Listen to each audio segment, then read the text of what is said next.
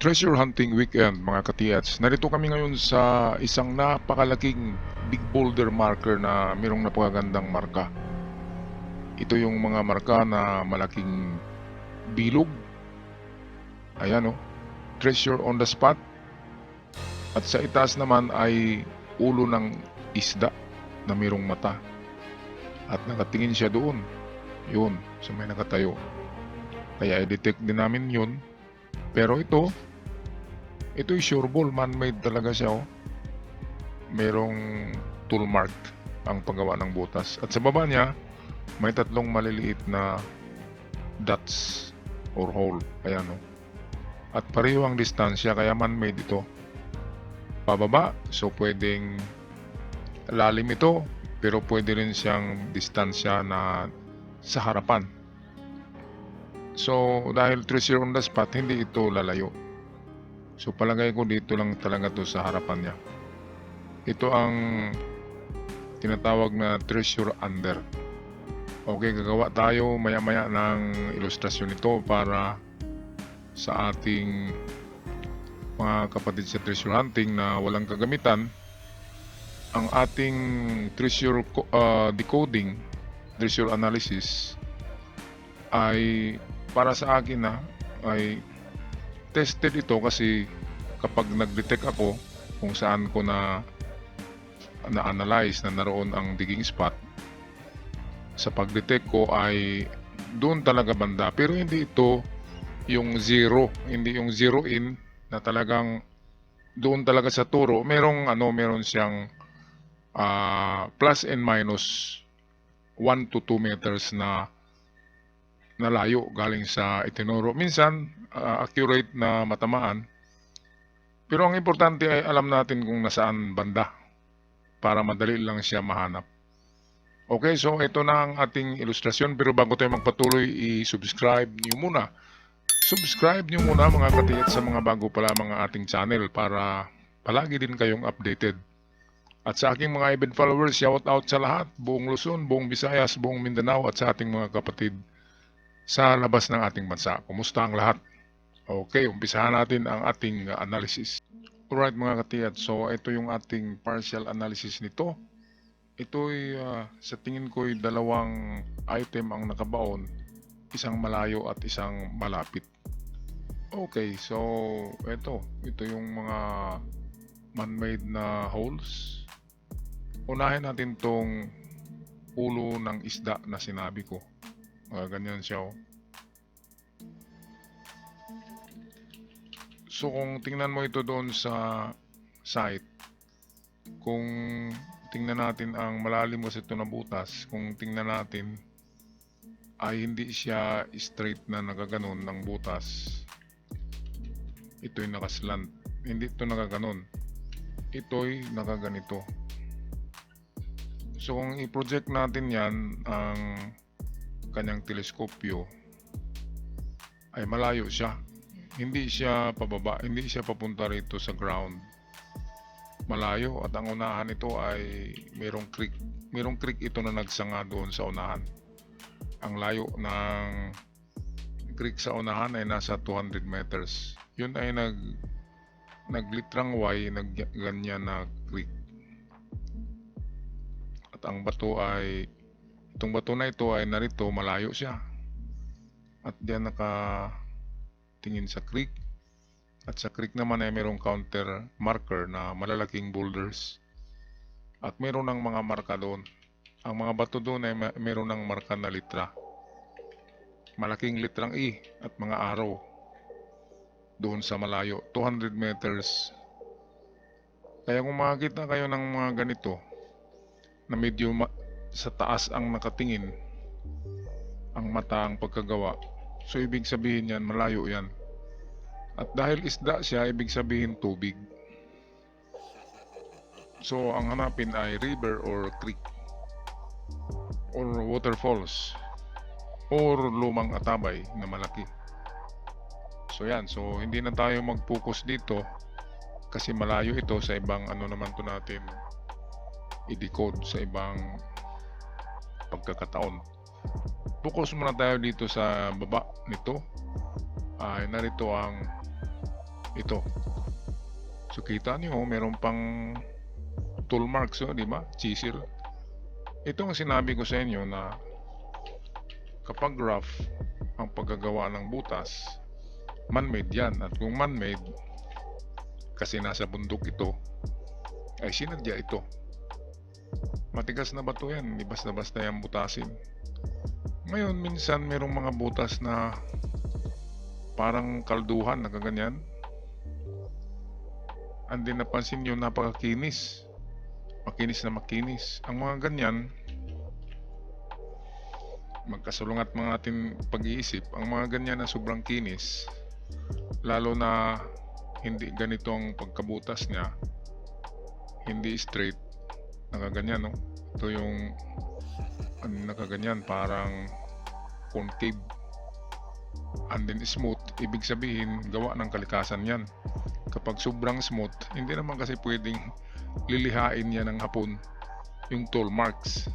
Kaya nga iniwan nila yung mga tool marks para nila matantya pagbalik na ito nga yung ginawa nila. So ang mga smooth na holes, karamihan yan ay gawa ng patak ng ulan, thousands of years ago na mga patak ng ulan. Nagagawa sila ng very smooth, lumaki ng lumaki yan habang pumapatak. Saan ba galing ang ulan na yan? Minsan sa tabi ng mga bato na yan ay mayroong old tree noon na mayroon ding tanda na 100 years. Kaya 100 years yan na pinapatakan ng ulan dahil doon sa mga sanga ng old tree na nasa tabi ng bato. Pero sa ngayon hindi na natin makikita yung old tree. Kaya magtaka tayo, sinong gumawa ng butas, di ba? Ganyan lang yung explanation yan. Ang importante, kapag hole na ganito, mayroong tool marks, yan ay kandidato na for treasure sign. Okay, so saan ba ito? Ito ay treasure on the spot sign. Kung tingnan natin ang pagkabutas niya ay pag ganito, so ang direksyon niya ay pababa. At kung ang pagkabutas niya ay patagilid pag ganito, tinatawag natin yan na trumpa. So papunta na siya sa unahan. So siya nasa ibabaw, ibig sabihin under talaga ito. So under. So kung tingnan natin dito sa may sa gilid niya, hindi lang nakuha dyan, sa banda rito, malapit lang, mga 2 dangkal, ay ito yun. Nakita nyo kanina sa video, 3 ganito, sunod-sunod yan, nakaganyan. Pero paliit ng paliit, malaki ito, and then lumiit, at 1 foot ang nito, distansya sa bawat isa. So ito 1 foot, 1 foot. So kung tingnan nyo, bakit nakaganyan, no? Kung i-connect natin yan, matulis yan, no? Nakaganyan yan. So ibig sabihin yan ay direksyon. Kasi paliit ng paliit siya eh. So ibig sabihin, mayroong direksyon na under sa kanya. Nasa itaas nito ang nasa itaas yung bilog. Ito. So yung butas dito lang yun, dito banda. So tama ang sinabi dito na treasure under. Kasi ang butas, kung makita natin pag ganyan siya, so kung tusukin natin yan, ang direksyon ay pababa. Kanina sinabi ko kapag nakatagilid, nagaganyan, so kung tusukin natin yan, papunta doon. Kaya yan yung mga pagkakaiba ng mga butas. Sa posisyon lang ng butas, malaman nyo na kung saan siya nakaturo. Dahil sa yung direksyon ng pagbutas nito. Okay, so ito ang pointer niya, 3 butas. So treasure down under, pero binigyan niya ng lalim. So kung sabihin natin na ang bawat bilog niya ay 5 meters, so meron tayong 15 meters deep, malalim. Kasi sa tingin ko yan eh, ang kwento kasi ng lugar na ito, Merong 40 ka sundalong Hapon na araw-araw naghukay. 40 ha, 40. Nakikita ng lolo diyan. Nagkwento sa akin yung lolo, buhay pa. Ay 40 daw ka Hapon na paglabas sa tunnel ay ang dumi-dumi ng putik dahil naghuhukay. Yun ang nakikita niya noong bata pa siya. Yung lolo. Yung lolo yun yung may-ari ng lupa na ito. O kausap namin. Kaya kung 40 ka Hapon ang naghukay, ibig sabihin big deposit. So itong indicator ng lalim at direksyon ay pwedeng nagsabi siya ng 15 meters deep. So ito yung 15 tatlong. Okay. At malaki, paliit ng paliit. So nagmistulang ano siya. Ganyan. So pointer nga siya down. Kaya dito lang sa harapan ng bato na ito ay pwedeng mag-test dig. Ngayon kapag ganyan ang nakita nyo mga kababayan, meron kayong kagamitan na deep seeking metal detector. Meron sa Borbondo ngayon 43,000 lang, maganda. Malalim ang ma-detect. Yun yung technology Ikibi na Delta 3S. Tawagan nyo lang si Roniel sa Bourbon Electronica. 43,000 lang kasi. Yung akin ay kapareho na effective range 3.5 meters. Yung akin noon nabili ay 120,000. Mahal. Pero ngayon meron ng mura. Pareho din ang lalim. 3.5 meters. Pang giveaway na yan. Kaya kung gusto nyo mga hits ng giveaway, bili kayo ng ganun. Mura na deep seeking metal detector sa Bourbon Electronica. Mga katiyats. Tawagan nyo lang si Roniel Bourbon 0975. Ito 0975 66 75 030. Yan ang kanyang number. So Roniel Bourbon.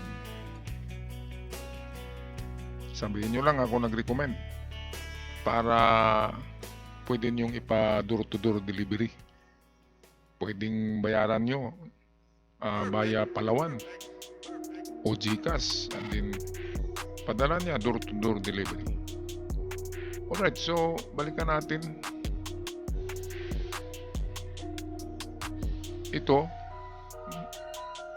Kung i-drawing natin yan sa isang so kung i-drawing natin siya mga kababayan, ito yung bato na malaki, dito yung butas, and then merong tatlong. Ayan yung kanyang itsura. Ito yung lupa. So ang treasure ayon sa aking analysis ay dahil itong mga butas na tatlo ay patulis siya pag ganyan, no? Kung i-connect natin, so yan ay pointer papunta dito. So dito lang.